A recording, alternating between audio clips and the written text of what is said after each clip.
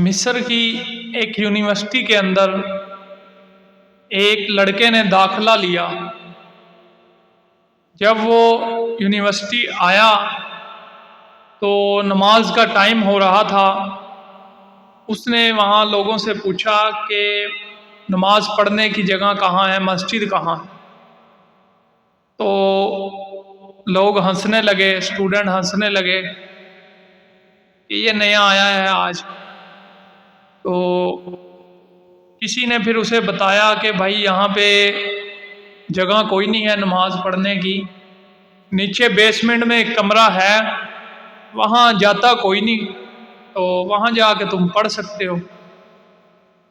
تو وہ لڑکا جاتا ہے نیچے بیسمنٹ میں، تو دیکھتا ہے کہ وہ کمرہ ایک پرانا سا کمرہ ہے، بوسیدہ سا، اور کوڑا کرکٹ اس میں جمع ہے، بہت زیادہ اس کے اندر گلد و غبار ہے، اور ایک یونیورسٹی کا سب سے ادنا سا ملازم وہاں پہ کھڑا ہے نماز پڑھنے کے لیے۔ وہ لڑکا اس کو پوچھتا ہے کہ یہ تم یہاں پہ نماز پڑھتے ہو؟ وہ کہتا ہے کہ ہاں میں یہاں پہ پڑھتا ہوں۔ لڑکا پوچھتا ہے کہ کوئی اور بھی پڑھتا ہے یہاں پہ نماز؟ اس نے کہا نہیں، میں اکیلا ہی ہوں، اور کوئی نہیں پڑھتا۔ تو لڑکا کہنے لگا کہ میں تو یہاں پہ نماز نہیں پڑھوں گا، میں تو اوپر گراؤنڈ میں جا کے پڑھوں گا نماز۔ تو وہ ملازم کو شاید کوئی شرم آ رہی تھی یا کیا اس کے ساتھ مسئلہ تھا، اس نے کہا تم نے جہاں پڑھنی ہے پڑھ لو، میں تو یہیں پہ پڑھتا ہوں۔ تو وہ لڑکا اوپر گراؤنڈ میں گیا یونیورسٹی کے، اور جا کے اس نے بلند آواز کے ساتھ اذان دینی شروع کر دی۔ جب اس نے اذان دینی شروع کی تو اس کے ارد گرد اسٹوڈنٹ جمع ہو گئے، اساتذہ جمع ہو گئے، اور خوب کہکے لگانے لگے، ہنسنے لگے۔ تو اس نے کسی کی پرواہ نہ کی، اذان دے کے کچھ دیر کے لیے بیٹھا کہ شاید کوئی آئے نماز پڑھنے کے لیے، تو کوئی بھی نہ آیا۔ تو اس نے اکیلے نے اقامت دے کے اپنی نماز پڑھ لی۔ ایسے ہی وہ 2-3 ہفتے جو ہے وہ کرتا رہا، بلند آواز سے اذان دیتا۔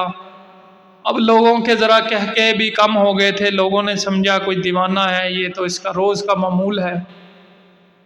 تو اللہ نے ایسا کیا کہ وہ جو شخص نیچے نماز پڑھتا تھا نا، وہ اس کے ساتھ شامل ہو گیا۔ اب وہ 2 ہو گئے نماز پڑھنے والے، وہ دونوں نماز پڑھنے لگے۔ تقریباً 2 مہینے کا عرصہ گزرا تھا، ان کا یہی معمول تھا۔ 2 مہینے کے بعد 2 اسٹوڈنٹ اور آ گئے، تو وہ 4 لوگ ہو گئے نماز پڑھنے والے۔ پھر ایک استاد ان کے ساتھ مل گیا، وہ 5 لوگ نماز پڑھنا شروع ہو گئے۔ تو یونیورسٹی کے چانسلر نے دیکھا، جب اس نے ان کو بلایا، اس نے کہا کہ دیکھو یہ یونیورسٹی کے رول کے خلاف ہے جو تم کر رہے ہو۔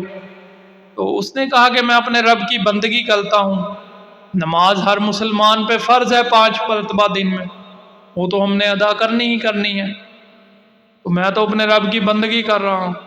اس نے کہا اچھا تم ایسا کرو، میں تمہیں ایک چھوٹی سی مسجد بنوا دیتا ہوں ادھر، تم اس میں نماز پڑھا کرو، جس نے پڑھنی ہو وہ وہاں پہ جا کے پڑھ لے گا۔ اس نے کہا جی ٹھیک ہے۔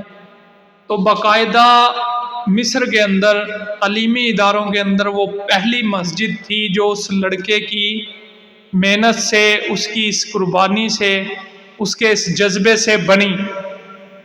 تو وہ مسجد بن گئی، تو وہاں پہ وہ نماز شروع ہو گئی۔